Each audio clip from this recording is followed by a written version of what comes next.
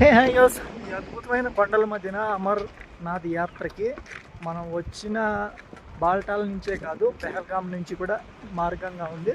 పెహల్గాం నుంచి ఒక రూటు, బాల్టాల్ నుంచి ఒక రూటు. పెహల్గాం నుంచి అయితే అది ఆ పైన వచ్చే రూట్గా, అది ఈ కిందిదంటారా. బాల్టాల్ నుంచి వచ్చే వాళ్ళు నడిచి వచ్చే వాళ్ళుగా ఈ రూటు, గుర్రాల పైన వచ్చే వాళ్ళుగా ఇక్కడ వాళ్ళకు సపరేట్ రూటు. అదైతే పెహల్గాం నుంచి వచ్చే రూట్, ఆ పైన ఉన్నది అక్కడ ఉన్నది పెహల్గాం నుంచి. పెహల్గాం అంటే తెలుసు కదా, లాస్ట్ టైం జరిగిన ఇన్సిడెంట్, ఆ ఊర్లో నుంచే రావాలి. నవ్వు కాదు, బాధాకరము నిజంగా. అట్లాంటి ఇన్సిడెంట్లు జరగకూడదు అసలుకి.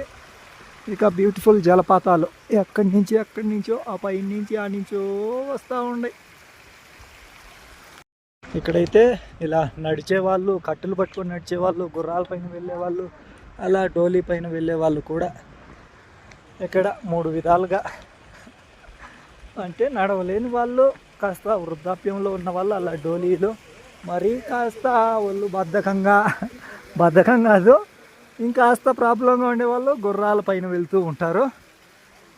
నడుద్దామా వద్దా అనుకునే వాళ్ళు కర్రలు పట్టుకొని, మనం మన చేతిలో మన టైం ఉంది అంటూ ఎంజాయ్ చేసుకుంటే వెళ్ళేవాళ్ళు, మన మాదిరిగా ఏం లేకుండా. అట్లా ఈ అమర్నాథ్ యాత్ర.